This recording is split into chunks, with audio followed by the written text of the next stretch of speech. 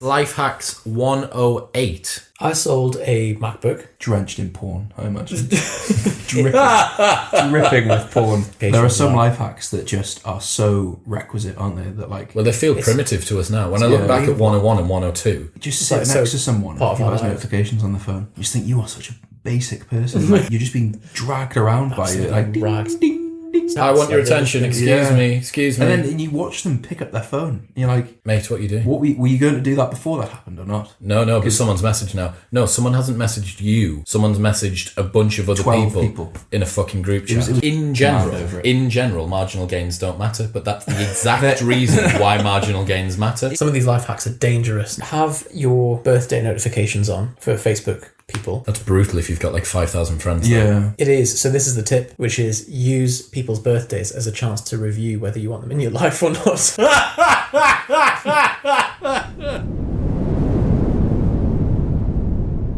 Ladies and gentlemen, welcome back. I'm joined by Johnny and Yusuf from propanefitness.com. Hi. And it's Life Hacks 108. Big one. Thank you very much to the Protein Works for sponsoring the last episode. If you want to grab any of the products that we mentioned in that episode, it is in the show notes below. And today, the lovely people from Your Best Self are giving away 2 6-minute diaries. You'll have heard us speak about the 6-minute diary before. You'll have heard us speak about them before. If you want to get into journaling, or you already do it and you want to level it up, or you've already got a 6-minute diary and you just want a new one, there's 2 of them available here, one in blue and one in pink, and we're going to give those away. I didn't know they came in colours. Well, to the lucky boy and girl who... Why do I have to be boy and girl then? If you want to enter, all that you need to do is leave a review on iTunes. I'm not going to say that it has to be 5 stars because I'm pretty certain that's against their terms of service. But bollocks. Yeah, I mean, let's be realistic here. If you leave a 1 star, it's going to be less likely that you're going to get the diary. But you don't have to leave. You can leave whatever you want. Head on to iTunes and leave a review on the Modern Wisdom podcast. And if you are listening on any other device, go on a MacBook, borrow someone else's MacBook and log in on iTunes. Yeah, sort it out. Sort your life out, yeah. We'll be giving away something on the next one, maybe something that's on Stitcher or whatever people on Android use. We also said that we were going to choose a winner from, I was just about to ask that. From last time for £150 of Protein Works. And I think it needs to be Daz Charles, otherwise known as Darren Morley, on YouTube, who suggested the Aldi low-fat ready meal range. And most ready meals are really crap. I tried these out and I have to say, very impressed. Lovely. Really? Fantastic. I'm so glad Aldi have got on the... I think he actually sent in some suggestions of which ones he liked the most. I remember seeing that. There was 3 in the comment. 5-bean chili, sweet potato curry, and Moroccan vegetable stew. He also suggested microdosing LSD, which... Terrible idea. We didn't. What was it that you said? It's the equivalent of eating some nuts and bolts in an effort to try and up your iron content. Yeah, it's exactly that. Like, it's such a sledgehammer of a thing to do. To take a little bit of. Like, I know it's really popular and fancy in Silicon Valley, the same way that, like, avocado is good for the gym and stuff, but it is a very powerful, potentially destabilizing molecule that hasn't really been like rigorously tested with people. At least caffeine, you know what you're getting, and it ultimately the people say they microdose and it has a similar effect to caffeine. So just take caffeine. Yeah. Stop it. Other notable ones: Sarah Charlton. Sorry, Darren, but stop it. Can't be dealing with this. Other notable ones: Sarah Charlton Kretschmer. When taking pills, chin up for tablets and chin down for capsules, because tablets sink while capsules float. That's someone who knows their tablets. Know their fucking tablets. Well, someone suggested... What? Why does it make any difference? Well, because you need to get... So if you have something that floats and you tilt your head back, it's going to be at the front of your mouth while you're trying to swallow water. Uh-huh. Whereas if you do it with something that sinks, it'll be fine. And if you do the reverse, it'll be fine. Although tilting my head down and trying to swallow is quite difficult. I don't think the buoyancy of the capsule is stronger than your capacity. I'm annoying, Chris. Diet hack, low soup and rye vitas. No. Yeah. Get some powder-free nitrile gloves for the kitchen for all meat prep, so no hand washing is needed. We already talked about this. You just need to use scissors, single hand. Still got to handle the meat. I never touch meat. I just dip it into my pressure cooker. It's already chopped. You can now buy pre-chopped meat. So the butchers have their nitrile-free gloves. Life hack.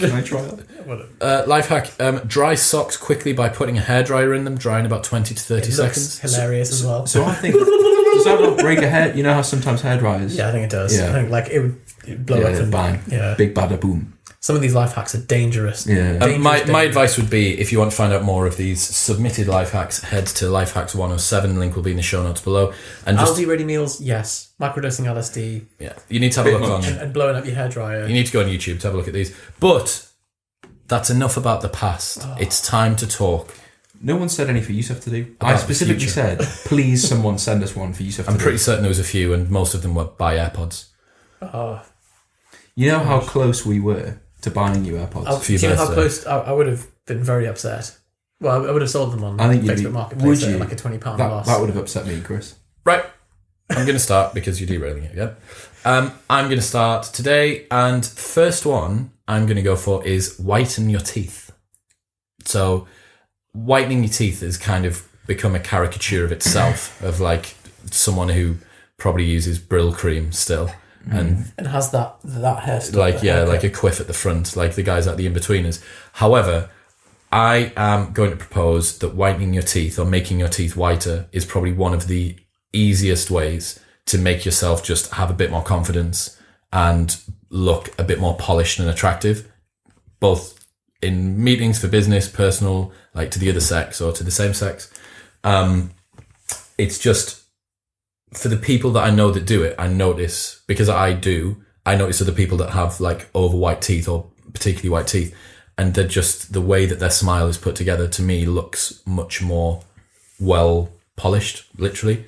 If you are interested in how you can do that, I would advise, if you want to spend money, if you want to spend big money, then the Cosmetic Dental Clinic in Newcastle has my buddy David working there. I'm sure that he'll sort you out. But a much easier way is Crest 3D white strips, which you can just buy on the internet. I don't think they're available on Amazon in the UK, but Crest 3D white strips, you can get like a 2-pack for 15 quid or 20 quid, and you just leave them on for about 3 to 6 hours, and you'll have like noticeably whiter teeth. Don't fuck about with whitening toothpaste or anything which isn't bleach, basically, as far as I can tell from someone who knows what he's talking about and does the teeth of half of Newcastle football team, David. Anything which isn't bleach is mostly bollocks. Laser whitening is bollocks. Those little like USB sticks that you put in your mouth that you see Conor McGregor promoting is also bollocks. Just I think I've seen you with a blue thing in your mouth. Like a blue... That was when a lady used to come round to the office and do it. Right. And as soon as David was like, mate, what are you doing? You're just wasting your time. So this lady would come up and do all of the lads in the office for free. Like, just... If you post on social media. Yeah. And I was like, well, brilliant. And David was like, do you actually think that your teeth look that much whiter? Compare them with when you bleach them. I'm like, yeah, might be a bit of placebo going on there. He's like, no, bollocks, don't do it. So I have tried this before. Okay. And I did it with my dentist. And it was expensive. And it gave me oversensitive teeth. That happens. So the way to get around oversensitive teeth, best way to do it, and this is what David would say, is buy some Sensodyne Rapid Relief. Buy a gum shield. Put a little bit of Sensodyne Rapid Relief in the gum shield. Pop them over your teeth for about 10 minutes. Then take it out. Dry your teeth, so they need to be dry. Put your strips on. Take it off. Put the gum shield back on again, because it's the dentine which is what's actually sensitive, but that helps to reduce the sensitivity, and just keep on smashing Sensodyne. I think, and this is probably wrong, but this is what my basic understanding is, that because your teeth are porous, sensitive toothpaste makes it less porous or blocks the holes, and then the acid doesn't seep into the... Or the bleach doesn't get into the dentine as easily, Right. But I've got hypersensitive teeth as well. Right. And you're all right with it? I just need to be careful with how long I use it for. Right. as long as I don't absolutely pound it. So I have really bad memories of the dentist told me to leave them on overnight. So put this stuff in a gum shield, wear it overnight, and just the next morning it was like agonising. I couldn't drink water. It was awful. So I use an overnight gel for 3 hours. Oh wow! So I'm using it for less than half the time, and even that gives me little twinges. But that with the Sensodyne, I'm like, I'm sweet. Just set a timer away, and you'll learn. Like once you've done it once, but yeah, like after 3 treatments, maybe it's so much whiter. It's just, I think it's a good. So I agree. I think it's an easy upgrade. 100%. You can make it work. 100%. What do you think, Scott?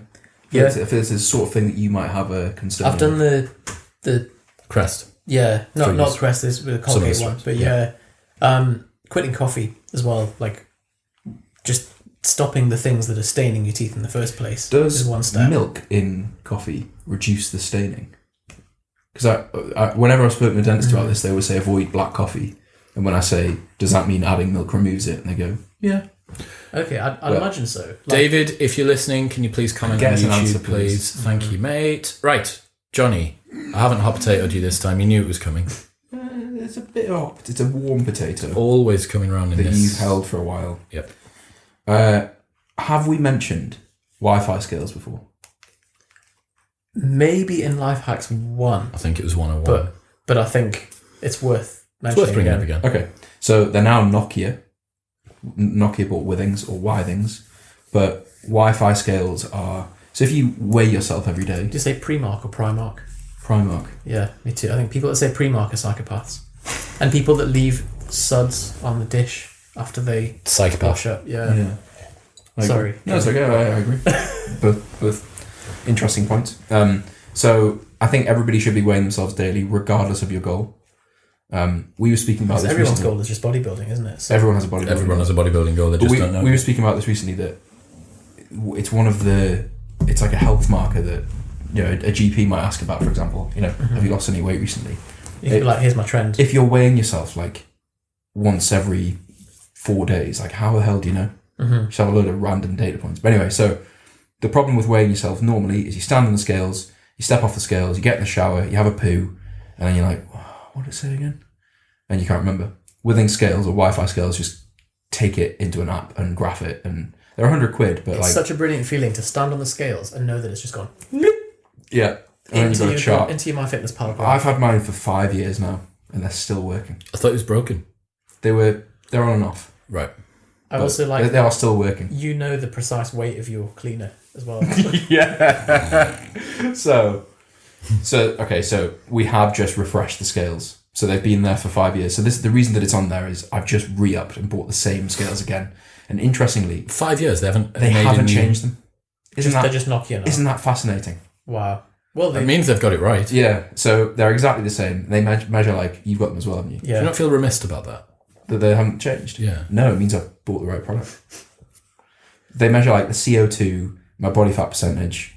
They tell me what the weather's going to be. They graph my weight over a course of a day. But anyway, so Becca has a profile and I have a profile, and there's a few unassigned measures that don't fit. Like if it's like 90 kilos, like, well, that's not Johnny, he's heavier than that, whatever. There were loads of 80 kilo entries. Always Tuesday at 1 p.m. What the fuck is this? Yeah, looking at it going like, and you start to like the first thought to like panic of like who's getting into my bedroom. Oh my god, yeah. Cleaner. Unbelievable. So I have not only do I have a few entry middleweight points, cleaner. I actually have She's in the a 83s. graph of my cleaner. And she has no idea that I have, and it's not, I feel voyeuristic, but I can't help it. It's being charted on my phone. Yeah. It's not. And you might pick up on a red flag of the cleaner's health before she does because of a trend line in her weight. And you might be like, darling, have you noticed that your CO2 actually appears a little bit low? It's actually, so we had a lecturer a while ago who said that he saw a woman in a bowling alley. Well, he was like, I was out bowling with my children and I saw a woman with prognathia, which we discussed in the last episode. And she had some thickened wrists and I thought, she looks a bit acromegalic actually. So I went over and I said, hello, I hope, sorry to disturb you, but I'm an endocrinologist and you have a few of the features of something we call acromegaly, which is excess growth hormone production. And she was like, this is the first I've heard of that. And I said, well, I think you should probably go to see a doctor about it. And she did. Did she have acromegaly? Apparently so. And then also, Just laser. Sadie sat on the bus next to someone and smelt bacterial vaginosis on the woman next to her and just said, I'm really sorry, but you have vaginosis. I think I'd rather someone told me that my vagina smelt than... How did she know it was a vaginal problem? It is signature. Is it? Honestly, it is such a distinctive smell. Can you describe it? It's like someone's buried a fish in a warm climate, wrapped in some like cheap squeezy cheese. You know the squeezy cheese that you get in like a toothpaste tube. So it hits some of the high notes on smell. Then Yeah, it's not a low smell. It's not musky. No, it's a full spectrum smell. Oh yeah, and it digs into your nose and it does not go away. I viewed a flat a few years ago. You told me about this, where someone who'd been in it before had this. Well, there was a girl sat in bed with her boyfriend, and I went into the room, and it's just the air is thick with bacterial vaginosis.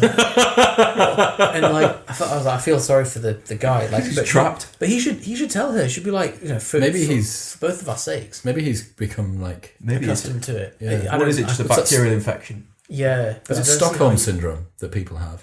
He's got like the bacterial version of Stockholm syndrome. He loves the bacteria. The next 36 hours, you'd have like little phantom whiffs, and you're like, oh man, and you'd like telling you, man, shower of bleach and everything, and you just can't get it out. If they just had Wi-Fi scales, this wouldn't have happened. Yeah. What is clitoromegaly negrum? Large black clitoris. What causes it? Bruising. Bruising. Snatch. Really? Snatch. Snatch causes clitoromegaly negrum. And surely that's only if, because it shouldn't be hitting there, should it? Pubic bone, man. You got to make contact. It would not be higher than that. So does that mean every Olympic weightlifter? Come with us. Has a big black clitoris. That's the front raise, Johnny. So I'm keep it close in. There was too much. Glanzomegaly negrum is a black bell end glans. I wonder whether that has any Google results. Probably not. Best not to look. Search for glanzomegaly negrum. There's no way. I'm sorry. No, we're not doing it. Glandsomegal evening Graham.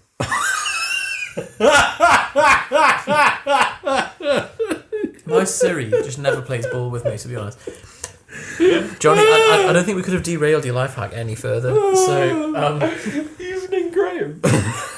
Evening Graham. Right, Seth, you're up. Wi-Fi scales. Wi-Fi scales. Absolutely. So this was a problem George had recently. He was like, I've been weighing myself, but I can't, I want to have a screen-free morning and I don't want to have to go and log it or whatever. And so I'm going to keep a pen and paper next to my scales. And I said, why then? Wi-Fi scales. They're £100, but they'll last you a long time. Well worthwhile. Yeah. So mine is UPAC. Is this familiar? No. Is this like Toby? Sort of. So have you ever been on a YouTube video? So it is actually like, I was being sarcastic. It is actually it's the one where it gives you it from a different country when it says not available in your country. Yeah. Yes, we've already done I've done this one. Yeah. Okay. Next, please. For anyone that doesn't know what that is, you're watching a YouTube video and it goes like, can't see it. Just replace the word tube with pack, P-A-K, and it will unlock the video for you. Unbelievable that someone's managed to mirror the entire YouTube site, URL for URL. I'm so glad they have, because it's so... How many videos do you try and watch that are unavailable in your country? It must happen to me twice a year. It's not very often. It happens loads to me. It's so pernickety. It's the sort of thing you're watching. Okay, so glances. I've got another YouTube-related one, which is... Just like Toby.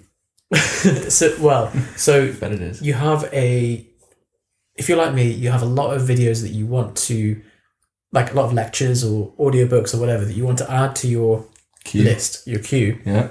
And the watch later function on YouTube is pretty rickety. So instead, just set up a playlist that's called lectures or listening, add things to it, and then you can get YouTube Resumer, which is a Chrome extension that every time you go on a long video, so like sometimes you might have an audiobook, which is a video of 5 hours long, you go on it and it just jumps to the spot that you were at previously. Why that's not a native function of YouTube, I have no idea. But it does with some videos. Yeah. Does it? It does with a lot of my videos. Or if you go to watch something that you've already been watching, it jumps to it. Oh, so maybe it is a native function now. In that maybe case, another plugin that you have is blocking that feature.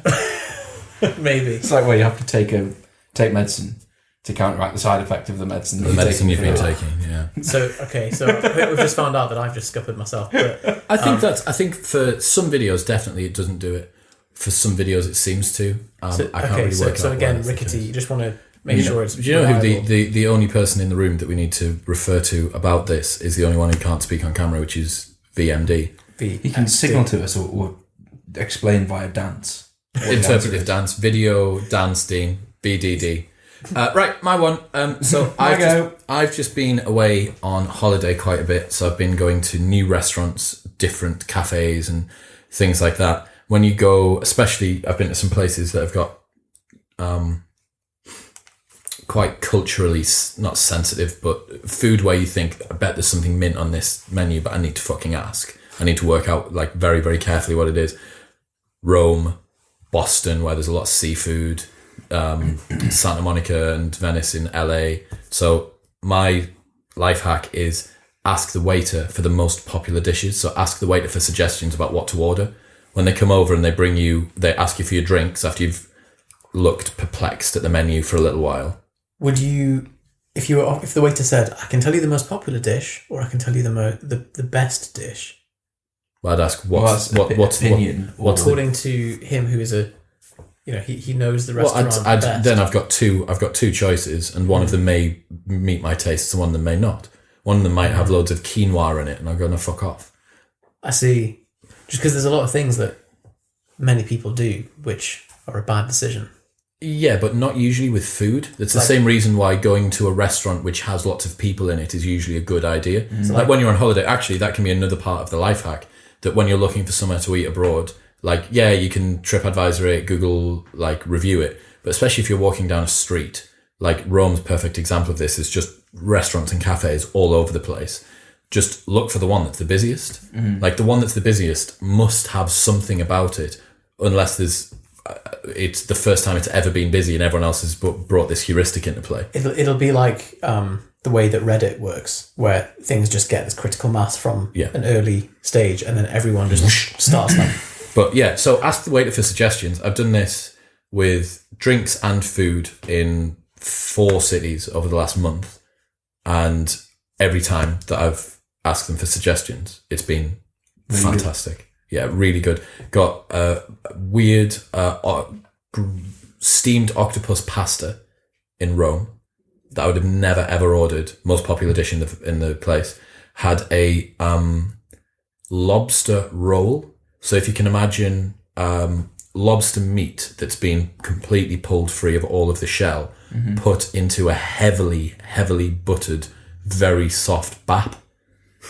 Like, that doesn't sound like a gourmet dish, but was, in terms of taste and texture, was just like a soft bun, but massive, yeah, right, like that. I think I know. Really heavily buttered. That was unbelievable as well. It's really good. So just outsource that decision. Outsource the decision, yeah. Or especially if you're with people that go there all the time. So, what would you order? Or what does everyone else order? Or what's a good drink? And you're just asking like, if anyone knows, it's the waiter or the waitress. It probably guarantees that it's fresher as well. If you order something rogue on the menu, that might have been sitting around for a long time, whereas something with a high turnover... Well, then there's no way that the waiter or waitress is going to suggest you something which is then going to result in you going, excuse me, this doesn't taste very fresh.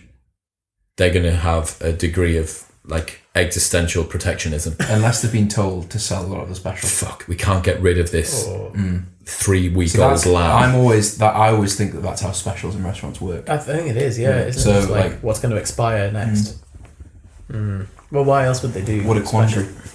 Anyway, Johnny, keep it fresh, isn't it? So I have one that's about Facebook ads. Can I say that? Yeah, sure. So Facebook have just launched and this is interesting for everybody, I suppose. They have a new feature where you can press on any post you see on Facebook. You can press in the top right. The I. It's something in the top right. Press on that. You press, why am I seeing this post, or why am I seeing this ad? If it's why am I seeing this ad, you can see. So if you're a business owner or you have a Facebook page, you can see who your competitors are targeting, and you can see which targeting brackets you fall into. Or if it's a page, you can select all kinds of options with that page or with that person. So there's what you can just live customize your Facebook on Facebook now. You do that on mobile. Mm-hmm. So there you go. That is useful, rather than just being at the mercy of... Yeah. Because part of the reason that we block our news feeds... It's because there's stuff on there you don't want. Yeah. So if you see ads or you see posts... Like if you could curate your news well, feed, that's essentially what it's allowing you to do. have it dictated to you. You can go on a post from a business page, let's say, or an influencer that you want to hear more of, and bump that person's awareness. You can do it with organic and ads now. It's one of my biggest gripes with Instagram, for example, that it only seems to show you posts from the same 5 people, even if you follow 800. So whereas if you could choose the proportions that you see people in, rather than just this kind of circular thing, exactly like the restaurant. The other 795 people are obviously just posting shit content that doesn't tip over that. The algorithm. What do you two consume? What platforms or channels do you consume? Like, do you consume Facebook or Instagram, YouTube? At the moment, just nothing, just medicine. Medicine. Anki is my biggest social media. Normally, what would you? Like, would you find yourself spending a long time on Instagram or a long time on YouTube? Instagram's my biggest time sink. Right. But that's where I drive my most traffic as well. So it's business, but also... But the line gets very, very blurred. I think Instagram's the easiest to just, zone out on. Yeah. The guy that created... It's like window shopping. The guy that created Infinite Feed says it's the biggest regret of his life. Wow. God. Created Infinite Feed. The Infinite Scroll Feed. Says it's the It is dangerous, isn't it? Infinite Feed is because, Just be there forever. Is there no end to the feed? Well, you can actually get to a point on Instagram. It says you're fully caught up now. So I wonder who really gets to that point. Well, on Modern Wisdom Life, it only follows one person, and that's me. So I very quickly catch up with all of my own posts when I go on to Modern Wisdom Life. Right. For the people who are tagging Modern Wisdom Life on Instagram, I really appreciate it. But just tag me instead, because I never go on. And I go on to see such and such mentioned you in their story. Such and such mentioned you in their story. It's always 3 days ago, and I can't see it. So at the very least, tag me as well. Thank you. Seth, what are you going to do? Mine's also a Facebook-related one, which is have your birthday notifications on for Facebook people. And where do you find that? You can either set it to link with your calendar or just have it on the right side of your thing, even if you block your newsfeed. Yeah. That's brutal if you've got 5,000 friends. Yeah. It is. So this is the tip, which is use people's birthdays as a chance to review whether you want them in your life or not. So, that's a fantastic tip. So when they come up, you're just like, actually. Fuck off. Yeah. That's fantastic. Because I think a birthday is a polarizing thing, because it instantly is like, right, I need to make the decision. Is this someone that I need to go and say happy birthday to, in which case they are good and important in your life? Do you not really care, in which case should you delete them? Or are they someone that actively, if you were to say happy birthday to them, they would think it was weird? And so a lot of people... There's some people in there who I need to have on my Facebook, but I also don't want to wish happy birthday to. There's some that fall in that category. You need to have on your Facebook? Yeah, just mandatory. Because I think the hack ahead of that is just don't be precious about your Facebook. I think people just need to stop being so precious about their social media. As in, just have as many friends as someone around you. Don't people who think their Instagram or their social media friends or whatever is an extension of real life, and it can be if you choose it to be, but it can also just not be. Were we talking about this the other day with kids and Snapchat? You know, where is it the streak? Yeah, it was. You were saying about the flame streak. Yeah. So I unfollowed everyone on Twitter. Did you? Everybody about a year ago, and then have very, very slowly. I follow 60 people now, and I have to say that my life, especially on Twitter, which is high volume stuff, is bliss. Life's absolute bliss. I just don't use Twitter. But my point is that if you were to have that degree of curatedness with all of your social media feeds. The other day, Becca said, such and such.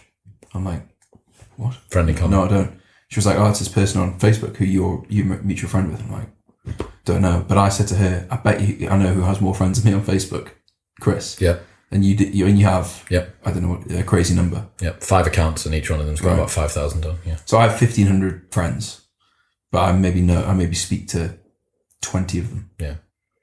There was a period when it was a useful resource, but I think for me now it doesn't really work as well. I can't scale individual connections with people like that. But it is still a powerful resource. Like when we're doing recruitment and stuff for freshers, we're still telling the boys like nothing beats a big Facebook for the kind of work that we do. Personal face-to-face networking for a geographically localized event with like big Facebook accounts. What they message people directly. Exactly, yeah. So I'm going to do one, and this is one actually which is from... We're not missed. Oh no, sorry. Don't you worry. This is one which is actually from VMD. So he sent me this the other week. Which is messenger.com. So I didn't know that messenger.com is Facebook Messenger without Facebook. Yeah. So I don't need to be on Facebook getting distracted by getting tagged in notifications and invites to events and pages and just general stuff, auto-scrolling news, playing videos and stuff like that. But messenger.com allows me to, in the same way that WhatsApp Web works for that. So I now have a tab of all of my stuff, which is I can just go on and check during a Pomodoro break or whatever it might be. WhatsApp Web and messenger.com. Don't get distracted by notifications, still get all the functionality and a better view as opposed to just that. It's even bigger than when you view it on full Facebook. It's even better than that. Yeah. So messenger.com. You can find it from inside Facebook, I think, if you just press messages. It takes you to messenger.com, I think. I don't think it does. I think it still keeps the keeps you in Messenger. Yeah, I think it's the frame of... Do you use WhatsApp Web in Chrome or do you have the Mac app? No, so I use it in Chrome. Right. Do you prefer to do that? Yes. Because the app's a bit hit and miss for me sometimes. That's exactly why I don't use it. So it's firstly, the app's buggy. And secondly, turning off notifications for it is more difficult. Like it's more entrenched in my system. Cold turkey kills it. Just because no. But yeah. So do you need, because mine will say like you need your phone, like to scan the QR code. Does WhatsApp Web do that as well? Only Yeah, once. it does. Only once ever. But right. There is a native version of messenger.com called Franz, Franz, or Goofy, which is like an open source. When you say version. Native Mac app. Like it's a feed curator. Is that? No.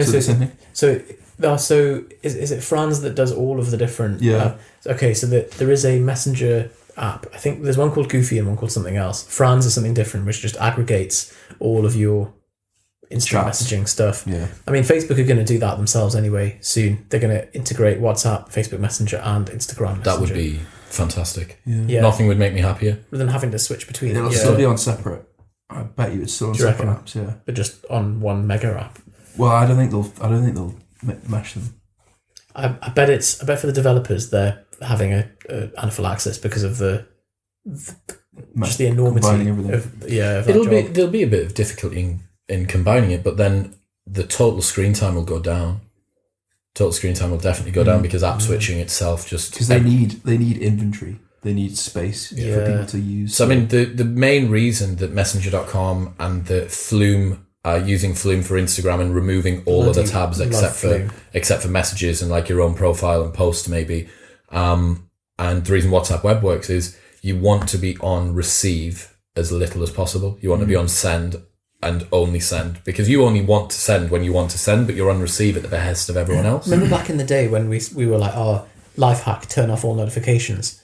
I cannot imagine life with notifications. There are some life hacks that just are so requisite, aren't they? That like, well, they feel primitive to us now. When I look back at 101 and 102, I'm like, slow cooker. Well, just sit next to someone who has notifications on the phone. Savage. You just think you are such a basic person. Like, just your life, you're just being dragged around by it. Like, rags. Ding, ding. It's terrible. And group chats. I want your attention. Excuse me.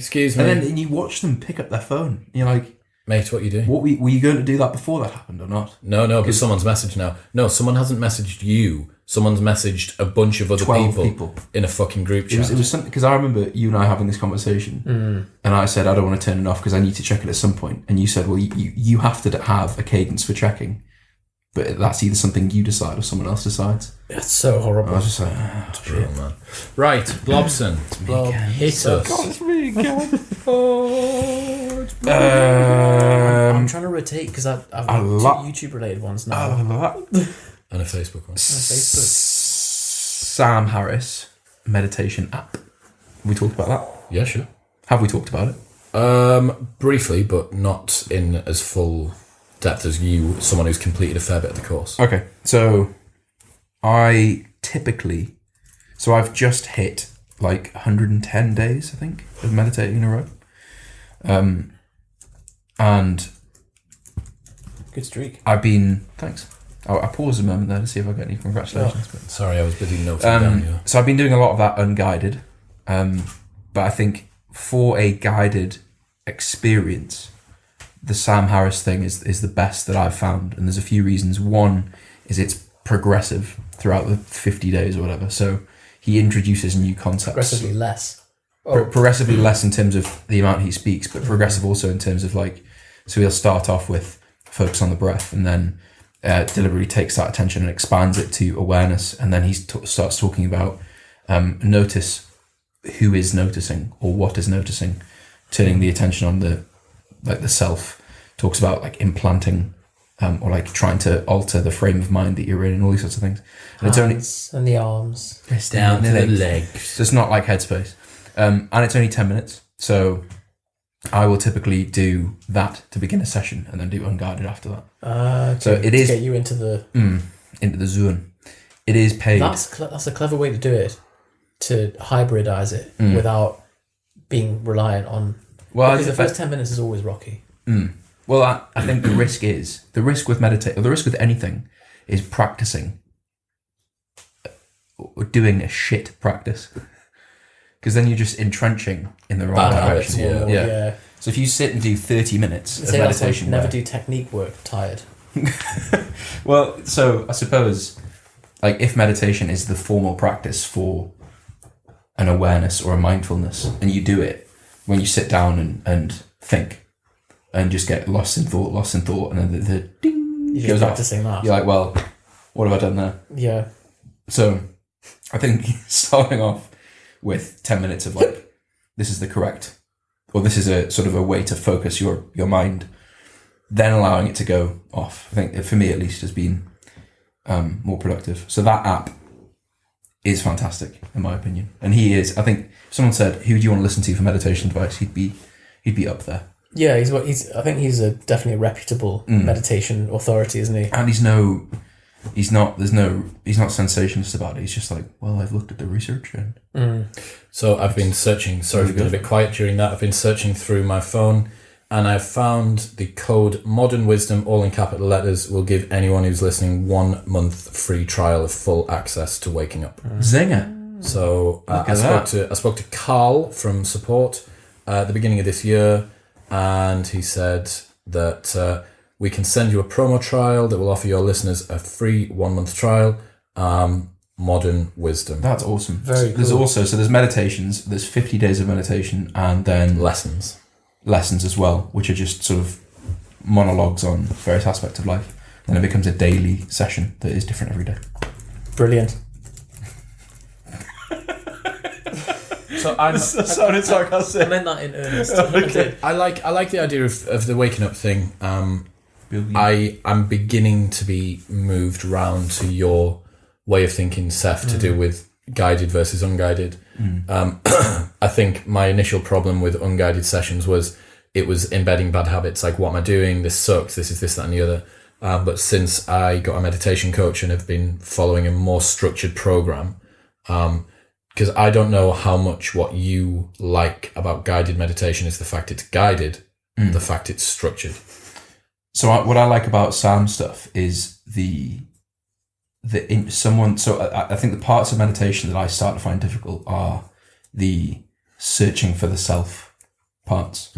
So moving from breath into awareness, and then from awareness into where is the seat of attention. I find that quite difficult to get my head around, whereas the way Sam does it is he starts off like Billy Basics and then gently introduces those concepts. You start at the seat of your pants and then you fly by the seat of your pants to the seat of attention. I see. Scobly. So it's because it's progressive. That's what I like about it. Whereas Headspace is just hand in your arms. Down to the left.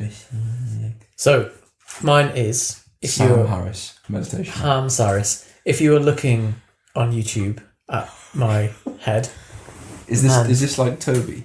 No, it's similar to Toby. So if you're looking at my head, you might be thinking, oh, what a wonderful haircut. I wish I could get a haircut like that. Well, let me tell you, I had this haircut in my own kitchen. and that was thanks to Chris recommending a fantastic haircutter called Zara, who comes to your house and cuts your hair. Saves you having to wait in the barber shop. Are you looking at me because we've done this before? Yeah. Okay, next one. Get your haircut at home was a life hack you adopted from me talking about it on a past life on hacks a life episode. hack, fine. Can Well, I there you go. just That's quickly the say on cycle that? of life hacks. Yeah. I don't think... I've got a very good haircut. Thanks, No. That's really So- hurtful. I get my haircut once every 6 weeks. Okay. And Chris is getting cross. And the experience of going... Did I say this last time? No. I just know what you're going to say and you're wrong. Well, you don't know. Okay. So I like going to the hairdressers because it's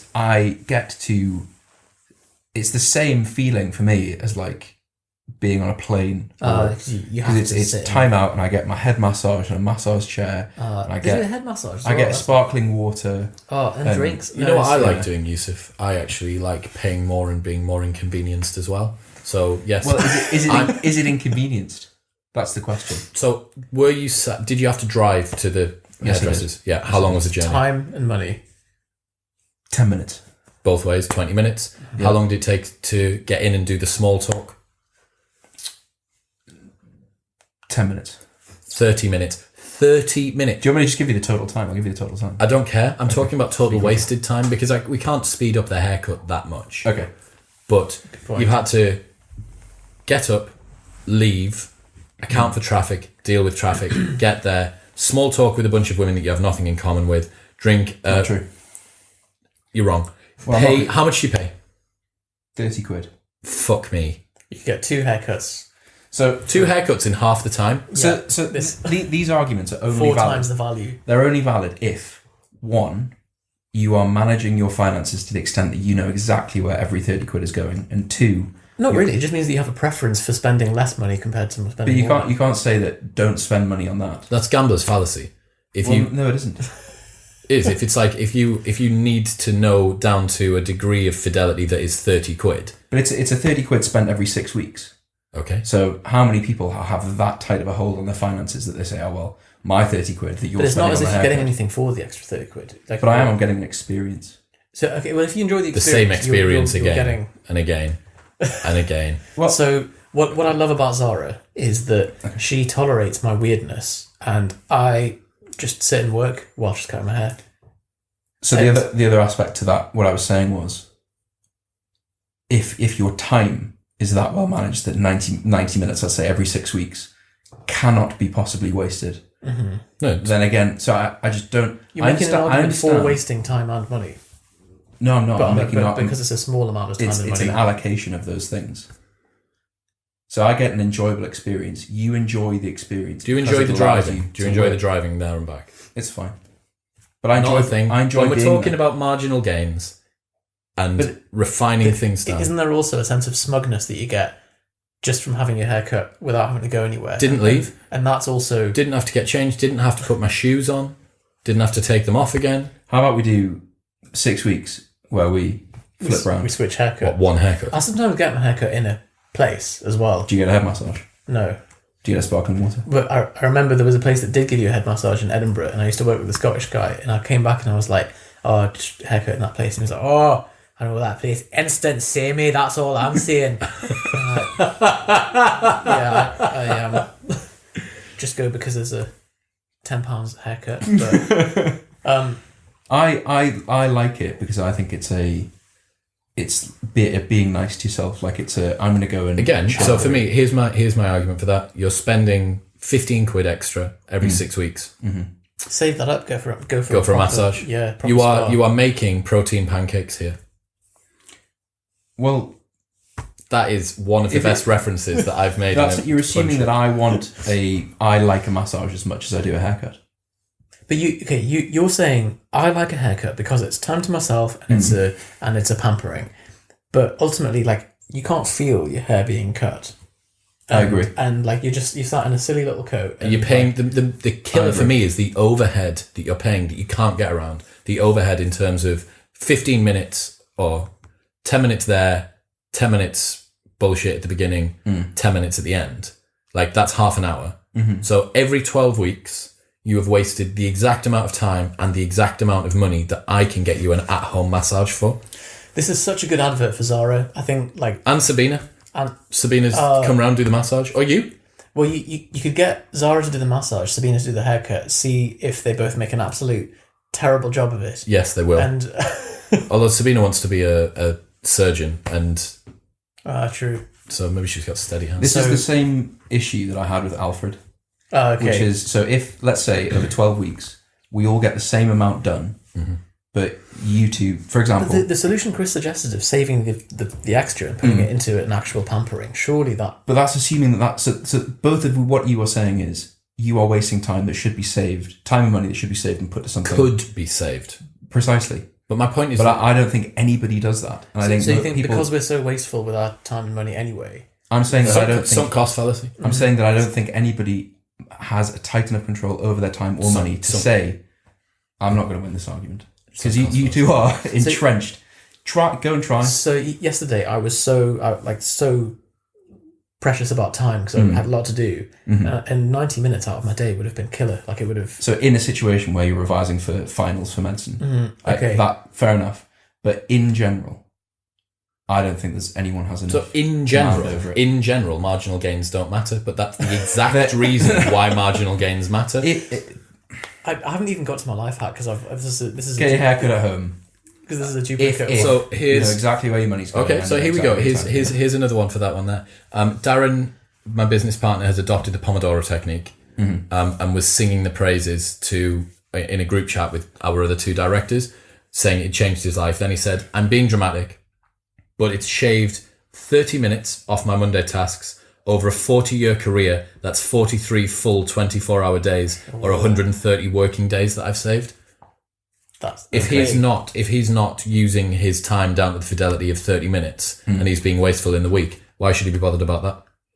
So Johnny did a podcast recently called The Death by a Thousand Cuts, which is... He's now being killed by. I honestly think we're arguing about different things. Okay. I think so, because I know you are a very logical person, and this seems really at odds with...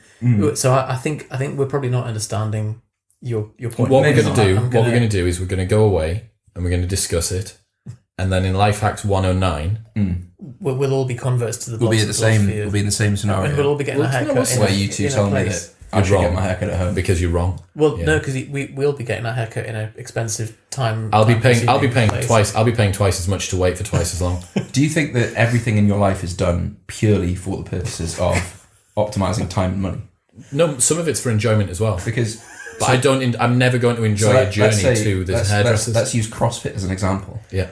Is that the best use of time and money for achieving an enjoyment? Outcome? And there was the three. And enjoyment. Okay, and enjoyment. Roughly hewn, it's although, the best. Actually, I added enjoyment, but Chris said that enjoyment is not, because the goal is abs and strength or whatever. Right. So, is that the best use of those things? The best I've found compared to other things that I've tried. So it takes less time and less money than other versions of fitness. So I think you and I both know. What about not training though? Because that costs no time and no money. Well, that won't achieve the outcome. Yeah. Okay. So to pause that discussion, thanks to Chris being a kind of reference for me as well, because obviously this is someone who is coming to your house, doesn't know you. You could be a predator, and so she called Chris because that was through the reference. You know, hi. I've got a new inquiry from someone called Yusuf. Is he a weirdo? Chris is like, yes, but not too bad. Not that kind of weirdo. Like, I don't want to spoil this story, Yusuf, but this literally was told on the last Life Hacks. Oh no! The reason that you feel like it's such a funny story, it feels very deja vu, is because it was on the trailer for the last Life Hacks. Was it? Right. Yeah. Okay. Let's move on to your Life Hack. So, my Life Hack. This might be a repeat as well. Keep dental floss in the shower. Yes, yes. Okay, repeat. Right, hang on. I think that's now 100% of them have been repeats. Do you know why this is it? Because you haven't formatted your life hack. Yeah, you need a life hack for your life hacks. Okay, when you finished in the shower, this is another repeat, isn't it? I don't know. Finish it. Just give yourself a top to toe flick. Okay, scraping. Yeah, I do a scraping. Do you do scraping? No, you've got a lot of you. So Johnny's going to hate this, but I think it minimises your toweling off time. I do by this. 50%. I've just instantiated this like since I was a kid. There we go. So, it's just like a natural... It's like, I read somewhere, someone was like, oh, life hack, spread your bum cheeks when you sit to have a poo. You're like, well, who sits with their bum cheeks We've pressed spoken together? about this before. Yeah. So, yeah, these are are like natural... So you're flicking so that you spend less time with the towel. And so that your towel doesn't get as wet. Okay. Because I don't think a towel really dries. I think a towel just takes wet from somewhere else. I agree. Oh, right, I'm going to have to sort out the ones we've got. You really are. Right, so I'm going to use one which is for any potential landlords or landladies out there, or anyone else who wants to work out whether someone is taking care of a room or a property. Cameras. Cameras is, it's a bit of a blunt solution to this. Probably illegal as well, I think it is. So I've recently purchased a new property which has some tenants in it. As a gift to the tenants, I've bought them a plant and Cameron. With a camera in it. I've bought them a plant, and in the point of the plant is if I go into the house and the plant's been tended to, it's been watered, probably pretty good indicator that nothing else in the house needs looking at. And I've taken this idea from... Not now, though, if they watch the podcast. They don't watch it. Oh, actually, shit, no, they do, and they all know who you are. It's fine. I'll block their I'll block their IP. Okay. So they're all medical students anyway, so I'm sure they'll be sweet.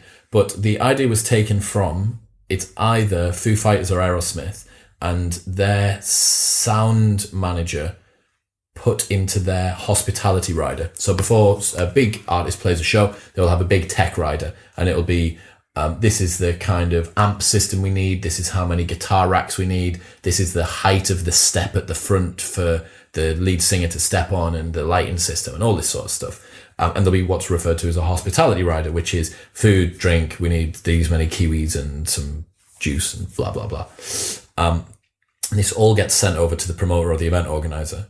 And deep in the depths of the hospitality rider, one of the sound tech heads had put in that they wanted a bowl of M&Ms with no blue ones in. Yeah. And that was being used as a canary in the coal mine for, if they've got no blue M&Ms in the bowl, they've definitely got the fucking lights and the sound and everything else. So he would judge with less scrutiny other things that are part of the rider, whereas if they have got the blue ones in, they think... The question is, in your situation, so if the canary dies, you don't go in the coal mine. But if your plant dies, what do? You look around the remainder of the house with more scrutiny. Right. Are they remembering to turn the extractor fan on when they go into the bathroom? Are they making sure that they're not leaving water in the bath? So, like, just other things, normal day-to-day housey things. So ideally, you'd get tenants that like hate nature and hate plants, because then you know that if they're managing the plant, that everything else is being. Because the risk is that you have tenants who love plants but couldn't give a shit about damp in the bathroom. Good point. But get yes, a hamster, dead hamster, just a hamster, or like a fish tank. Get to feed the fish. The plant as a non-sentient being to me feels like a safer bet. Johnny, That's me again. if he says getting a haircut at home, He's been convinced. So I was going to say go wad. okay. But I haven't used it enough. Let's hold off on that one because I want to hear a proper experience, and you haven't. I don't think you've used it for long enough. Okay. To know. This is a bit weak, but I'm going to go for it. Go to a hairdresser's. No. The new range of Fitbits are All right. excellent. What have you got Are on? you showcasing it So now? this is a Inspire HR, I believe it's called. Okay. So the Fitbit that I used to Human have. resources. Human resources. Fitbit Human Resources. The Fitbit, the older range of Fitbits, at least as far as I'm aware, the only one that was waterproof was the cheapest one, which had no screen. It was the one I used to have, if you remember. Band Band with a little bit in it. fit. It was fit in it. And that was waterproof and you could swim in it and stuff like that. And all the other ones, the more advanced ones that tracked your heart rate and stuff like that, weren't waterproof. which is a fuck on because every time you have to have a shower, you take it off and then you forget to put it back on again, etc. I was walking the dog and something happened that flipped the Fitbit over and the bit came out. And this was like, I think maybe even a day later, I just went like that. And there were no lights. I was like, that's weird. Broken. Squeeze it. Gone. How did you know that it was when you were walking the dog? Well, that's the only thing that I can track back the weather. Okay. So I think the lead like flipped over because you don't, I don't know about you, but my life isn't like violent or there's not many things that like I could have lost it. So I was like, right, fuck's sake, I'm gonna have to buy a new one. Same price as so it was 80 quid, which is the same price as the old cheap one. Call them up and say, hi, I just want the bit. Just the bit. I don't want the fit. They don't sell it anymore. This is now the same. You got the bit and the fit. So you can't go screenless anymore? Don't think so. I think they do a pebble type thing that you can maybe go screenless on. Yeah. So talk me through, what's it called again? What's it do? Fitbit Inspire HR. So there is an Inspire which is slightly cheaper, but the Inspire HR does shines a green light in your wrist and then the green light shines back and it measures your heart rate. Yep. So I've got like better sleep data, better calorie data, better constant heart rate tracking. Similar to a Whoop band, but it stays on my wrist. The only reason that you can't get your Whoop band to stay on is because you were wearing it too slack and had the wrong band on. It really pains me that you weren't able to it wasn't able to have enough time to like win you over because of something that was so basic. And obviously like the fact that it is so fundamental is exactly the problem. But the fact that you weren't able to, like, it didn't have time to win you over. The part that I don't understand about them is why. So they use the same technology as Fitbit, I think. Well, they use the visual. They use technology. visual, yeah, but it's a different fidelity. But so it doesn't. There's not a need for the strap that a Whoop has. Like, there's no reason that it couldn't be this strap, for example. Right. I don't know. Is there? It's comfort. Right. So I tried different tightnesses. Your strap, that strap. The one strap that you should have had is the one that you can't get in the UK, or couldn't get, but you can now. It's like they're fighting against me. I wanted it to work. Will Ahmed, who is the CEO of Whoop, £80 of me wanted it to work. Didn't reply to me about my podcast invite either, so I can just go. Do you know what's crazy about Whoop, actually? They were just on Joe Rogan. They've seen the amount of funding they've had. A lot of funding. They just hit the market right. So my contract with Whoop is up, and I'm not sure about whether or not I'm going to renew. Wow. So that's the only reason not expected. The only reason I'm not sure about whether or not I'm going to renew. Because Will Ahmed didn't. Bless you. Will Ahmed, yeah, bless you. Come on, what's yours? No, hold on. Sorry, I just want to hear a bit more about that. Just because I thought you were fully sold. So I do really like them, but I liked it a lot more when I was getting it off the back of referrals.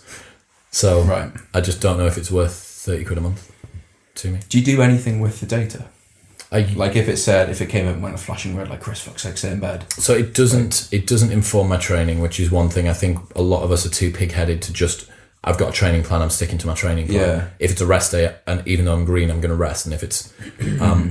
what determines whether I train or not is, can I fit it in the week, rather than like... One thing which I will miss will be the sleep tracking, because when I have phone out of room, that means no sleep cycle, which means that I need to have a wearable of some kind to track my sleep. I think the sleep tracking on them, for me, when it stayed on my wrist all night, was better than anything else I've tried. Yeah.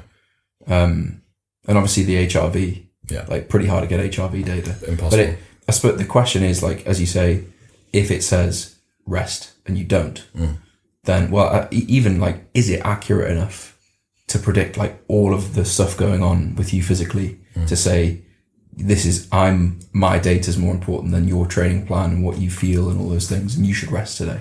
It's just a lot of faith in it. It's just to inform, isn't it? Are you going to get anything instead? Again, I'm considering that, but I don't want anything. I don't like the idea of anything that's a smartwatch. Like, I don't want something that displays text, so an iWatch is out of the question. Yeah. I refuse to, like... It's the battery life on them as well. Daily charging. A watch that you have to charge daily seems terrible. ridiculous. So one of the guys that I was away on the stag do with recently was wearing a Garmin, very good Garmin, and he uses his for everything, for swimming, and he said, I was like, I don't want anything that displays stuff, and he's like, oh, you can just turn off the link up for like phone calls and text messages and stuff, which is quite good. And I could use that because I'm swimming twice a week. I could use that, and it works out your stroke rate, your cadence, your length time, your speed, everything for swimming, which is pretty attractive. And then it links up with a heart belt, which will track your heart rate. And that's going to be way more accurate. Pisses all over this. Yeah, I've got a MyZone MZ3, which does the job as well. But that's another piece of tech. And there's something. This quantified self movement is kind of cool, but it just screams virgin to me as well. Like, there's. Did you see the post we put up the other day about like the 22-year-old gym goer virgin? No. Have a look at it. It's very nice. Very much on that. It's like coming in and doing 126.5 kilo deadlift for 3 sets of 2 today. And again, that's another like powerlifting like thing Very for me. much, yeah. Like, I'm not going to overtrain. I'm going to have like these huge rests. I'm not going to even you as someone who I consider to be as open-minded as you can get for a powerlifter. Since the beginning of the year, refused to do cardio with me because you were worried it was going to defeat your gains. And you're the most secular of the powerlifters, of the powerlifting brigade. He hasn't got a beard, hasn't shaved his head. Doesn't wear like metal t-shirts. It's like how the music taste that I know you and I have. I know you do to this. You dabble still. Yeah, I try, but I just but like neither of us are dressed head to toe in black, and I feel the same way about. I think any community really, powerlifting's really bad, where people literally have all the gear and no idea. Like they've been training for 6 months, but they've got the best shoes and the best SBD. Like you just need to go away for 5 years and train really hard, in and Converse then consider and like a t-shirt like without a belt and pec deck, 3 years of pec deck, and then you're allowed. So this is Johnny's like theory that everyone should have a mandatory 3 years of pec deck and like leg press. And leg press. Because even like before you start doing CrossFit, so I bet there's people you see in CrossFit who you think like you just need to do pec deck and leg press for a year, then come back, and you'll get a lot more out of CrossFit when you come back and you're doing a bit of pec deck. It's just like your rite of passage. Dumbbell rows, it's so accurate. Lateral raises. Yep, you're totally right. Get excited about face pulls. Get your barbell row up to 160. And then, oh god, your VMO's very silky today. Yeah, you are very soft. My VMO is normally pretty good these days. I think stopping squatting has been huge. So, let me know again if this is a repeat. I need to sort my formatting out. This is a dental one. And this comes from a friend of mine called Harpinder, who is a dentist. And he said, if you're going to eat sweet foods, eat them all in one go. So, do not, for God's sake, have don't graze on sweets. If you're going to eat sweets, go big or go home and do it in one block. Because he said the window of time that sugar causes an insult to the teeth is over 20 minutes.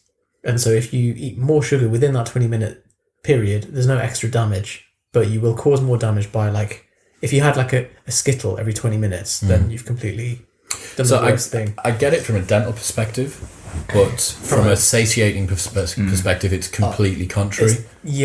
And like a realism, like living your life. It is. But on that note, and this is not good for you, but a chocolate bar that I've rediscovered recently that is really the unsung hero of all chocolate bars, the Picnic Bar. Absolutely beautiful. However, what's it contain? Come on. So it's I think it's nougat, raisins, and peanuts. This would kill you. Yeah, some kind of nut, in a kind of rocky texture. Unfortunately, reviews on Asda are very low because they've made them smaller and kept the price the same, which is a bit naughty. But I guess if you're interested in lower calories, then it's kind of good. But you could just eat less of a bigger bar. So yeah, who eats part of one bar? Well, that's the problem, isn't it? Like the portion control. So much of the obesity problem is bigger portions, and then people feeling, because we're so Puritan, we're obliged to finish our plate. And that's the thing in America, man. Like when I was in America, Cheesecake Factory, the fucking size of the portions, isn't it? The starters were too big to finish. Yeah, the starters were too big to finish. They had a salad a salad that was 2,100 calories. As a single serving. Single serving, one person, main, salad. I mean, even if it's not a main, like that is exceeding daily calories for most people. 2,100 calories. Unreal. But on the flip side of that... But it was delicious. Probably was. I didn't order it. On the flip side of that, they have every single food, every single meal has the calories listed next to it, including drinks. And they have a menu bigger than some restaurants in the UK's menus of light bites that are like under 600 calories. And there's shitloads of stuff in there that was really nice. 600 calories is still a pretty big meal. It's a main meal, though. Yeah. I mean, that's for a light bite. Would you rather have... No. They called it light bites, but it was just a main that happens to be under 600 calories. Right, okay. So no, it was a full meal. Like it was a salmon on like rice with this and this and this or whatever. So I'd rather have that. I'd rather have all the calories laid out, even if every meal is 2,000 plus calories, because then you can just eat half of it. But like, I suppose that predicates that you are able to take a portion and not eat all of it. Well, I mean, I think that's quite difficult. But yeah, the problem that I see with Americans or America's food crisis in general is that people are making the wrong choices. They are better informed in America by a real margin than we are over here for what is going in their mouths, and they're changing stuff now so they can't have in Happy Meals for kids. They have to give them fruit and a juice. They can't give them fries and a soft drink unless specifically requested. Did you get a soft drink in any of these like fast food places? So when I go to America, I make a point of trying all of the different sweet 0-calorie teas. Okay, they're very good. Arizona ones. Just everything. There's shitloads of different teas, and I really like them. They are good. Just because iced tea with sweetener in. Right. Get a couple of packets of Splenda, mix that in, and... Because I was just saying, because of like the sizes of the... like the paper... Well, the gallons, cups. Like half gallons of fucking... It's mental. Yeah, like their small is easily our large... Like anyone who's seen Super Size Me, the really good documentary. The Super Size one is genuinely huge. It's a bucket. Right. What do we got? Okay, so anyone who goes to the gym, this is the most optimal way to mix your post-workout shake. So most people, and I see this all the time in the gym, people going out and they may either have, what's it called where it's got the grate in? What's that particular style of shaker called? The gratin. No. Anyway, so there's two main types. One is where you've got a little whisk ball, and the other one is where you have a grate that goes across the top of the shaker. For either of those shakers, this strategy is the same, although for the whisk, it's slightly more effective. You don't want to be doing a linearly reciprocal motion. This has to be a hyperbolic parabola. Well, not far off. You want to twist. Yeah. You want to go in rotary. You want to be going side to side. And the way that I know that's true is the original use of the whisk in the protein shaker. That whisk was actually made for whisking eggs. So that whole product wasn't built for protein. Ball. Yes, the little ball, whiskey ball. Into a meringue. So you'd have a much smaller bottle that had the whisk in, and on the original trademark for that product, the demonstration is like this. So side to side is much more effective, and related question. Picture the scene. You're about to shake a protein shaker. What do you do with your index finger? On top. Always on top. I made that. I fucking tell you. So there was a scene in uni, me, flatmate, audio broadcast. We're an audio broadcast. See, we're room. 3 people that have learned this lesson the hard way, and that's just instinctive now. Well, give a mixed protein shake. So you put 2 scoops in, fill it with water, put the scoop in, screwed the lid on, and then just went like this. And as he did that, me and the flatmate go like, whoa! And he shakes it, and obviously nothing happens. But it's crazy, the visceral reaction. Like, oh mate, put your finger on the lid. You've necessarily got someone who has strong arm flexors and is like doing that violently, and it's like. But in the more modern ones, so with the whisk ball, The lid does shut down pretty firmly. Yeah, but I give it a proper bang. So, I mean, press it and it almost clicks in. So have you transitioned to steel shakers yet? No. I've got, so... I keep hearing about this though. Thank you to the Protein Works for giving Johnny his new steel shaker, which I will give him once we finish this podcast. Fantastic. But it's anyone who's out there who's listening. And actually, I'm wondering if it's the gold one or the silver one. Orange, matte orange. Oh, yes. That's fantastic. That's nice. Metal one. Metal matte orange. That's very nice. So they don't smell. They smell a lot less, much significantly easier to clean. And it's just the fact that if you drop it, it's like, you know, when you drop a plastic one, you always like as it's about to hit the floor. This is just bulletproof.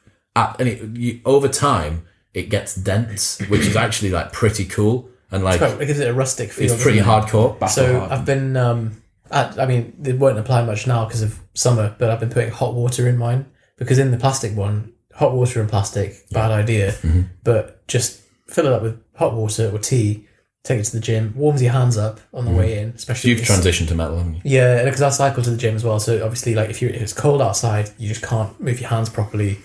Tennis elbow. Man, plastic shakers. Drinking hot liquid in the gym feels wrong. When it's a really cold day, it's so lovely. I think having a cold drink when it's like brass testicles cold is... I've got two elements that are little ancillary bits to doing the shaker. Definitely anyone who wants to buy one because they are fantastic and they continue to support the podcast, there will be a link to the steel shaker from the Protein Works in the show notes below, and also that will include a discount code if I can find one. First thing is, when I spoke about the trademark, the patent for it, have you ever seen the original patent for the toilet roll holder? No. This finishes the debate about whether or not the toilet roll should be set to go over the top or under the bottom. There shouldn't even be a debate. Yeah, I know. So what do you think? In front. Over the top.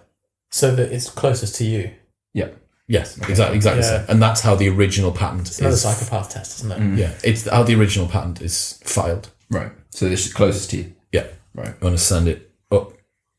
How do you even do it? Over the top. It's behind the back. How do you... Well, just a difficulty. Like, you've got to... What do you mean? So it needs more limbs, doesn't it, to like anchor it in place? No, do you have to hold it? Yeah, it's a pull and a yank. Yeah, or to the side. I still do front. that. You still be able to do that if it was on the side. You've got a fish behind it, and like, it's just awkward. Presuming there's not a little bit hanging down. I always now play the game of like, can I don't need to towards know. it, and you go. Just I don't want a second hand. Yeah. Just to the side. Yeah, but it's fun to do. It's a game. Right. Yeah. The big downside, though. Except, I was going to say, have you ever got it wrong? If you ever get it really, really wrong, Toilet roll that's out of control is. It always surprises me how. And also How that quickly things become. if you chaotic. try and roll it back up, you never get it the same. Oh, it's miles away. It's this like soft mess. Yeah. Does Dexter not like do that on toilet roll? And I think animals seem to love like unraveling toilet rolls. Yeah. How do we get onto that? Chris's tip. Steel shaker. Chris's patent. Patent. Fire away. What have you got? I think I'm almost out. I mean, we can't be running on empty for life hacks, man. Well, I always expect I've us got a to load of discuss. repeats if anyone wants to. So I do have one that it's not really a life hack. The tip is just Sam ovens. Sim. Do you mean Sim? Sim Evans. Chris doesn't like Sam ovens because he's not someone that. Doesn't look like a...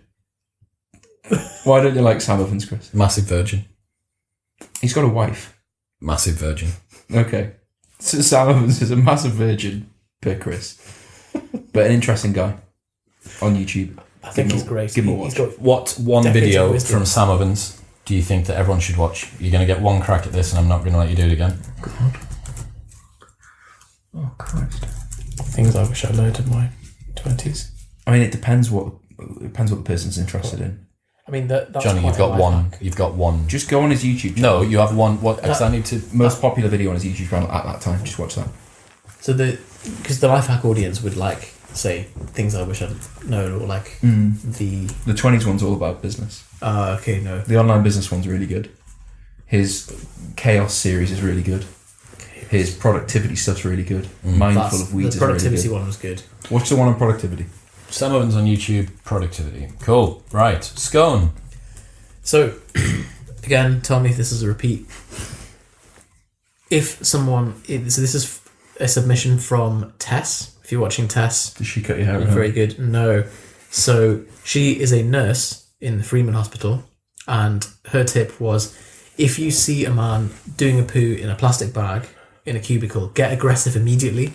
That is the way to stop it. So she opened the cubicle curtain, saw a man doing a poo in a plastic bag. She was like, "You are not get out of there! You're doing it in the toilet." And she just immediately went on the attack. And I think that is an incredible response to have. Had she have tried to broach the subject with more diplomacy, then you would have continued pooing. Yeah, it would have been a mess. But he was so shocked by her just being immediately on the offensive. Why? Okay, so this is a man in a hospital. Yeah, but he. Why was he pooing in a plastic bag? He wasn't ill enough. Unwell, mentally unwell. No, not mentally unwell, and not ill enough to have to not be able to make it to the. So what was his reason? he was in a for pooing? cubicle. In a bay. I thought you meant In a toilet. in a toilet cubicle. No, just in a bed bay. So if you're in a hospital Yeah. and you see someone in a hospital bed bay, Well, there's a wider lesson Or to anywhere. be gained from this, which I think is like she had the wherewithal to just immediately go for it. And so another example, your friend, who was the captain of the Newcastle Falcons, saw some bother going on, immediately ran over, picked up I see. the two Rajis, Just got involved and just put them in a wheelie bin. in a wheelie bin. Yeah. So So just fully dispensing with people. Fully- I see. Yeah, So when you see a problem, don't try and just. But because then if you half try and deal with it, it's just you may be sticking your nose in and overly committing to something that you don't need to. Then there's a lot of delicacy I think this is a good life hack for someone who's probably over the age of like 25 or 30. I think someone who's 18, they'll be too trigger happy. yeah, they're gonna pull the trigger too soon. So my sister says don't half fight anyone. She's she's a bit of a fighter, but I think Bless you. But that makes sense though, where it's like you wouldn't, if you went up to someone in the street and you just kind of like bonked them on the nose, Yeah. but not like properly. You're going to end up in a much worse situation than if you just absolutely like Nail them. I think it's just about. you shouldn't go out and just assault I someone. think legally you'd be in a better position if you just gave him a little bonk. Really, Well, is it 'cause not still assault? It's still like, but it might go from assault to GBH, where you go from it being like a misdemeanor to you go to jail. It's a fight. I think I know what you're saying. and it doesn't have to be about fights. I suppose it's just about like doing any Commit task, to- like, do it properly, do it 100%. I feel so bad for you running out of life hacks, man. Because I'm just looking at a list that's longer than the list that I've given today. You need. I really think both of us. We need to just reflect. Both of us are adamant about the fact that your barrier for what you consider to be a life hack is too high. I think You'll have many blind spots that are great. So life hacks that- I between life hacks episodes, not much changes in what I do. but within the productivity realm, I think Do a lot. you've got that down because Possibly. you're operating under no constraints, which people think is great, but actually it's it's productivity on hard. Paradox of choice, isn't it? Yeah, because you wake up and it's like I could just stay in bed and no one would notice. So Right, so I am going to do a final one, and it's quite a nice one actually. I'd be interested to hear both of your thoughts on. Drive without any music or sound playing. So a lot of, certainly in this room, all of us will be optimization evangelists trying to, I've got this drive, I'm not doing anything else. Auditorily, I can use this time to learn or catch up on something or listen to some music that gets me in a mood which is optimal for what I'm about to do. Maybe if you're going to the gym, that's how I do it. But recently I have read Digital Minimalism by Cal Newport, and in Digital Minimalism he gives a fantastic definition of solitude. You remember that? Vaguely. So solitude is a time when your mind is free from the input of other minds, and that's different to being on your own, and also different to being lonely. Loneliness is something which is unhealthy, and time on your own where you still have the input of other minds is not solitude. Does he use walking as an example? Does he go for long walks? Yes, one of the things that he does. But so I've just been doing a drive. Again, I've instantiated it into my day. So mine is now a part of my morning routine. So my morning drive to the gym is done in silence. And that will be after I've journaled, meditated, read a book, and potentially done some deep work. So if there was ever a time to sit in silence and reflect about what's just gone on and how I'm going to spend my day ahead and stuff like that, it's then. And I have to say, driving without any music on and without any sound on is actually really nice and engaging. And taking in a little bit more of the scenery, allowing myself to bookend whatever learning I've just gone through. I'd be interested to see if you guys implement it, how it works for you. I know that I do it occasionally because, like, driving is, even on its own, quite a complex task. But after like a year after passing your test, you kind of forget that it was ever hard. Yeah. But there's so much going on that if you make a 17-year-old just learning to drive, playing some loud metal music at the same time, oh God, overwhelm. Yeah. Overwhelm. I think I do it automatically after training. Because I just like after training, I just like want to have a chill out. I just want people to leave me alone. You know, like you've just been listening to heavy stuff. That's what powerlifting will do, I guess, with like frying your CNS so bad, especially if you're just like lifting heavy. Yeah, and you've had like loud music, heavy stimulus. I don't want like a podcast or a book or music. Just quiet. Yeah, but it's not. I'm probably not getting the same benefit as when you're in a fresher state of mind. Yeah. I'd be interested if you adopt it. I'd be really interested to see how you feel, or maybe when you do your morning walk too. So I've been doing a few walks, but by accident. Silence. Yeah, like my phone will be low on battery or. Oh shit! How's the new AirPods? Fine. I got new AirPods. You heard it first here, guys. I think that the fact that you haven't come in singing and dancing about AirPod 2s means that. Well, so had I not lost my AirPods, I wouldn't have bought AirPod 2s. Put it that way. Why didn't you buy AirPod 1? Oh, because you had inquisitiveness. Looking back, do you wish that you'd saved the 30 or 40 quid? So I think they'd be better if I had. I don't think Johnny could live with himself with AirPods 1 when AirPods 2. Yeah, you would have done had you have already had them, and now with the benefit of hindsight. So the Hey Siri functionality is cool. So if you. She just loves it. It's so responsive. Yeah. So if you use that. Hey Siri. There you go. I think that's just the slowness of your book. Yeah. Well, it might be that you've got quite an old phone. The Quran's too small. Quran. Don't worry, Habibi, it's a macro. so that functionality is really cool. I asked someone else about the double tap left, double tap right. Yeah. Who told me that their AirPod 1s don't have skip songs on. They're not using the functionality correctly. It's in settings on Bluetooth. This is Ben. Ben's got it wrong. Ben isn't using it right. Yeah. I'll put that to Ben. Sorry, Ben. Your app is not temperamental, and neither are AirPods. They're a piece of technology, just the same as the rest of ours. He really squeezes the lemon with the Apple infrastructure. Like he uses it to its end. I'm afraid. Can I see yours? We have found where the rubber meets the road, my friend. So anyway, that feature for me was cool because for me that was Chris, let me just get my phone out. Right. Hello. Do you know what's happening tomorrow? I'm actually getting a new phone. I can't do it because they're not connected. Sorry. Convenient.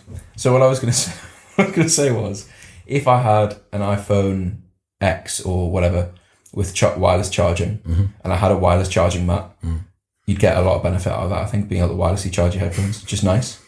It's just for me, induction charging is such a gimmick. The only thing that I can see that works for induction charging is what's come out on those new Samsungs, where you can share. We can share charge between phones. So if I've got 100% and you've got like 10%, you can take some of my charge. Yeah, and that is fucking. What about being able to charge your headphones on the phone? Okay, yeah. So charging other devices from on a device which currently doesn't charge other devices. But all that you need is a lightning to lightning cable, and for Apple to have that in an iPhone. Yeah, why don't they do that? Don't know. That doesn't exist, does it? No. Right. No. You might be able to get a Bean one, but I don't think you can. You can't send charge. You from can't this send AirPods. charge. I see. It would just be like whoa. It would be sucking power out of both of them, which is a bad idea. You end up at zero on both. So that functionality is nice, but they are the same. They're the same essentially. I am the next time that we do a life hacks, I will have a XS Max. the Pro one, like the that, largest, like, best. this big. Wow. size of this sofa. Oh god, It's large. it'll be like. So I will be able to. It'd be interesting. So Becca's got an X, I think. No X. Yeah. So, but like not having that button takes a while. Like just when you're using it, yeah. And you have to use the side button a lot more, and then you unlock it with your face and all that stuff. I imagine once you're used to it, it's. I'm gonna miss having the home button, but it's getting phased out. Ben got his for one. Was it? It was really cheap. He got it for £1 effectively because of the, or for £1 cheaper than. It was a Black Friday like Vodafone deal. He basically got the overlap of about 12 different discount events all in one. Again, the problem with that is that we're buying ours SIM-free. Me and Darren will both be going in to buy ours SIM-free without contract, and the contract's dealt with separately. So, so he's keeping the same SIM, keep the same everything, buy it SIM-free, move everything across. Like that, again, for anyone who's listening, that's a fucking fantastic life hack. Buy your phone. If you've got the cash, buy your phone outright. Yeah. Because the deal that you can get on your contract, you're paying over the odds to finance the phone from someone who's not built to finance phones. What people don't realise when they take out consumer credit, which is what it is when you either opt to pay your insurance monthly or you get a phone contract that's monthly and you get the phone for free, is that you're taking out an extremely high interest loan and a sub-quality contract deal. An overpriced contract deal for what you get.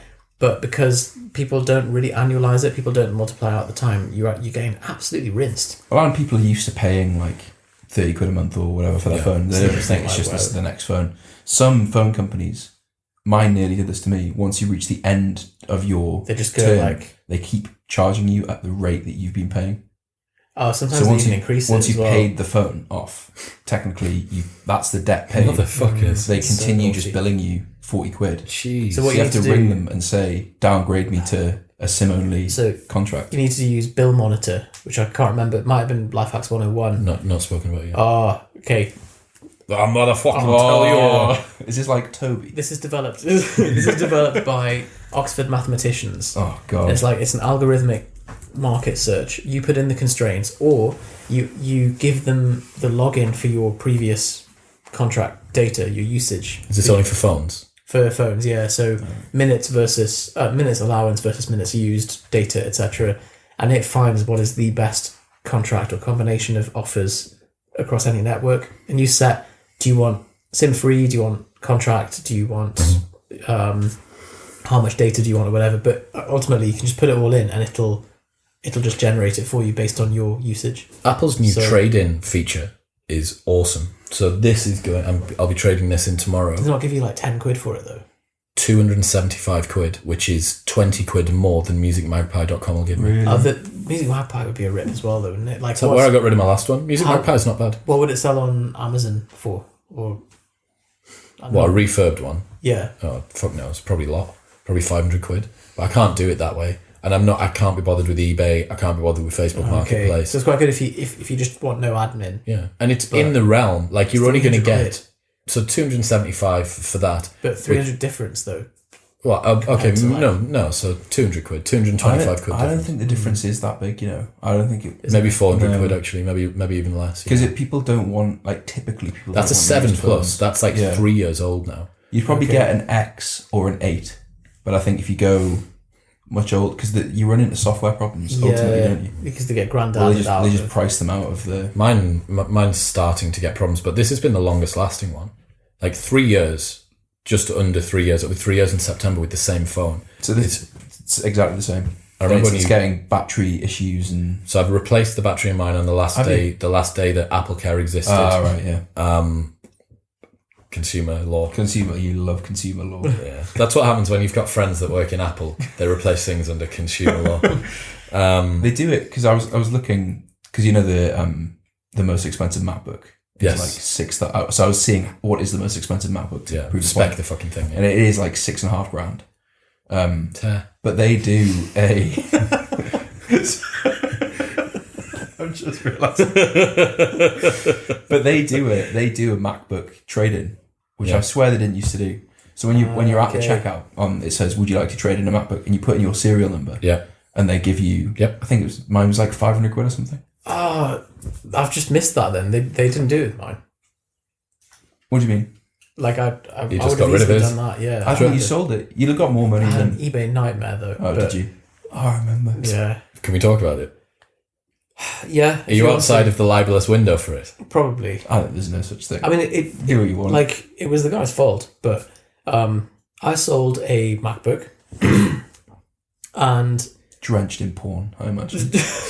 it Dripping with porn. so it said like these are the specs. Here it is working, and it was fine. I had the motherboard replaced, and I tested it, worked absolutely fine. Did all the the proper Apple diagnostic tests through the thing, included the results on that. Guy bought it. He was a tech guy, and I think he'd been tampering with it. 48 days after buying it, he sent me a photo of it working, saying like, "Oh, the battery's not very good." It's like, well, yeah, it's a 6-year-old laptop, and I said on the thing, like, I included the battery health and the number of cycles and stuff. And the following day, he was like, "Oh, now it doesn't turn on at all." You're like, "Oh, that's interesting." The day after you send me a picture of it working, 49 days after you bought it, it's suddenly not working at all. And he's like, "I want a refund." He's like, "Well, I don't really know like what you expected. Like, I'm sorry it's failed, but it was working when I sold it to you. Devices don't." And he escalated it to eBay, and then eBay were like, "No." Escalated it to PayPal. Have you had your account shut down on PayPal? No, PayPal ruled in my favour Oh, that's because good. they were like, This guy's a pleb. "You bought something that Yeah. So I think what he'd done is he tried to like play with the thing himself, broke it, and then was like, "Oh, I want a refund." Okay. Yeah. So I sold before my current laptop, I sold a MacBook on eBay to a guy, sounds very similar to that, and I had an argument with him in a car park. He called me a scoundrel. A scoundrel. Yeah. Said you absolute scoundrel. This guy, I'm in Shell Garage car park at Newcastle Airport dealing with this guy. So What, eBay? in person? I met him in person, yeah. As opposed to mailing it. Yeah. Well, he was relatively local, so he'd driven to there. And he And was it was just where? Shell Garage. Shell Garage, Newcastle Airport. There is a certain type of personality of people that Buy a use second-hand Mac. Yeah, and I've realised eBay is much more of a headache than it gets. And they charge like a 15-30% fee. Facebook Marketplace, they can find out where you work. Oh, yeah. True. And what did he say? He was just, like, he was picking the whole thing apart. And I sat there thinking, like, this is getting to the point now when this wasn't worth it. Like, when you net eBay fees and the time... Yeah, and like really the is. questions he had about it before we got to this point, and the questions now, and you just think, like, I think I saw it was a MacBook 11-inch thing. It's like, what do you expect? Like you getting a... So I just think people who buy stuff like that's quite old and very like off pace of what's available. Yeah. They're just a certain type of person. They're already trying to drill down to into the finest possible. Yeah. Yeah. But it's the same as the people who sign up for your £6 one-off course and also complain about the fact that it's not fully customized and doesn't involve like a personal call once a week. Hey, this doesn't have £3,000 worth of coaching in how the come? £6 product. Yeah. I don't. But Apple just avoid all of this, don't they? By just pricing themselves They super high. like things are expensive and you can afford it or you can't, and enough people can. Fuck off. They don't need to deal with the... Man, the general public, like sometimes when I get exposed to the general public, like places like planes and airport, like waiting bits. Planes is the big one because you're forced in a container. I was on a train. I was messaging you guys the last time that I was on a train, and the train picked up some young partygoers in York and dropped them off in Darlington. And I heard for the entirety of the journey from York to Darlington, I heard them argue about whose house they were going to have the pre-party at. Like the whole way. I'm just like, look, guys, I don't want to go all podcast on you here, but life actually is too short. And if yours isn't too short, then mine fucking is. And by the way, this is B coach, which is the quiet coach, so can everyone leave? And I was just people choosing to go on the quiet coach to just have gesticulate like, the about this. loudest thing. And there was one girl of this whole like situation Sometimes that was it's going on. sensory assault as well, and they have like hairspray, and you're like, Oh, it was you're like multimedia. not only like infiltrating, And this one girl kept on saying, so they were talking about, are they going to have it at Dan's house or are they going to have it at Chris's house? Dan wanted it at his house and Chris wanted it at his house. no, Chris, mate, we're going to have it at my house. And then he'd say, no, Dan, mate, we're going to have it at mine. But every time that Chris said, we're going to have it at my house, his girlfriend piped up and said, our house, Chris. Every single time. We're going to have it at my house, our house. We're going to have it at my house, our house. Like the whole time. And I was like, surely she's going to give up here. Every time that he said it, she corrected him. I'm like, fair play to that girl. Like, draw lines in the sand. We said it in Relationships 101. Bright but lines. I kind of get the impression that you and Chris aren't going to last that long. Maybe Chris was clinically deaf, and that's why he was suggesting to Dan. That's why he was shouting. Listen, Dan, my house. And that's why they went in a quiet coach, because they thought that he'd be... Because I thought it was silent. And it wasn't. I've witnessed Yusuf. So we were on the way back from, I think, London. I can't remember where we'd been. And it was noisy. And it got... people got on the train really drunk. And two guys started... Sweet Caroline. Sweet Caroline. And I could just watch the tide just go like this. And I kept saying... It was OT and leaflets all over again. Like, just let it go, just let it go. And he was like, yeah, you're right. Continue talking. And then I would say something and have to say it again. And when I said it again, I just saw him go... Actually, before this, can you straight down the pipe of that camera and into the microphone so the listeners at home hear? Can you explain the thing that Yusuf does before he's about to deliver some news that you know someone doesn't want? There's almost like a multiple gasps of breath. So it's...